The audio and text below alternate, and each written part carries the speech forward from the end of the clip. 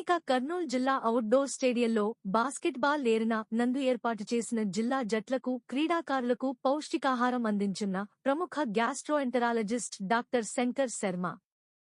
రాష్ట్ర స్థాయి బాస్కెట్బాల్ పోటీలు ఈ నెల 7, 8, 9, 10 తేదీల్లో పశ్చిమగోదావరి జిల్లా మాటేరులో జరగనున్నాయి. ఈ పోటీల్లో పాల్గొనేందుకు కర్నూలు జిల్లా నుంచి జట్టు ఎంపిక చేశారు.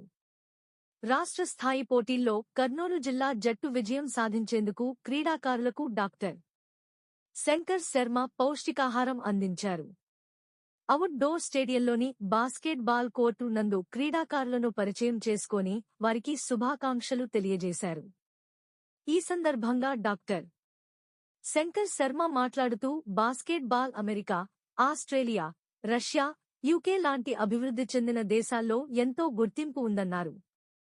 భారతదేశంలో కూడా బాస్కెట్ బాల్ కు మంచి జట్టు ఏర్పడితే ప్రపంచ స్థాయిలో గుర్తింపు వస్తుందని డాక్టర్ శంకర్ శర్మ పేర్కొన్నారు. స్టేడియంలో మన బాస్కెట్ బాల్ గ్రౌండ్లో మన చిన్న సుకన్న గారి ఆధ్వర్యంలో బాస్కెట్ బాల్ టీంను సెలెక్ట్ చేయడం జరిగింది.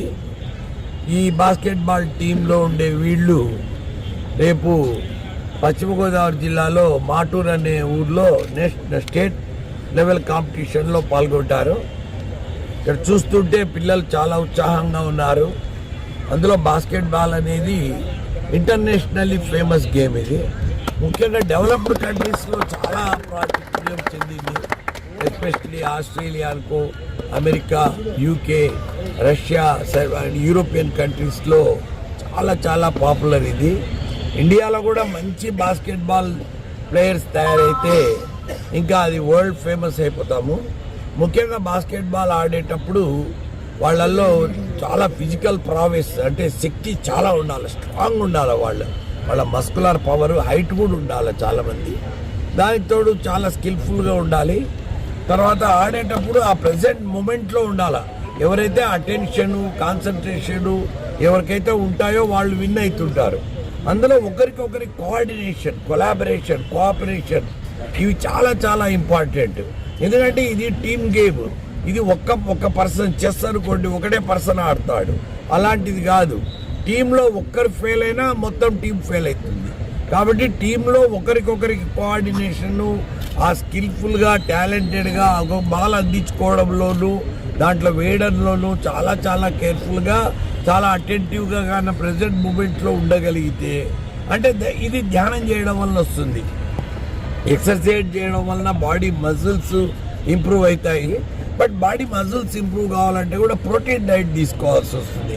అంటే ఎగ్స్ కానీ, మంచి ఈ పల్సెస్, గ్రామ్స్, తర్వాత అలాగే మటన్, చికెన్ ఇట్లా వాటిలో ప్రోటీన్ ఎక్కువ ఉంటుంది. అలాంటి ప్రోటీన్ ఫుడ్ కూడా వీళ్ళు తింటే మజిల్స్ బాగా బిల్డ్ అవుతుంటాయి. అలాగే జిమ్లో కూడా ప్రాక్టీస్ చేసి, ఎక్సర్సైజ్ చేసి బాడీ ఇంప్రూవ్ చేసుకోవాలి. బాడీ ఫిట్నెస్ చాలా చాలా ఉండాలి. ఇంకా అంటే ప్రాణాయామం చాలా బాగా చేయాలి. ఎందుకంటే ఈ శ్వాస అనేది మన బ్రెత్ కంట్రోల్ చేయగలిగితే, చాలాసేపు బ్రెత్ కంట్రోల్ చేయగలిగినాడంటే ఈ పక్క నుంచి ఆ పక్కకు, ఆ పక్క నుంచి ఈ పక్కకు ఈజీగా అతను రన్ చేస్తుంటాడు. అంటే ఎప్పుడైతే ఆ బ్రెత్ కంట్రోల్ లేకపోతే మళ్ళీ ఆయాసపడిపోయి అక్కడనే కుప్పగూలిపోతాడు.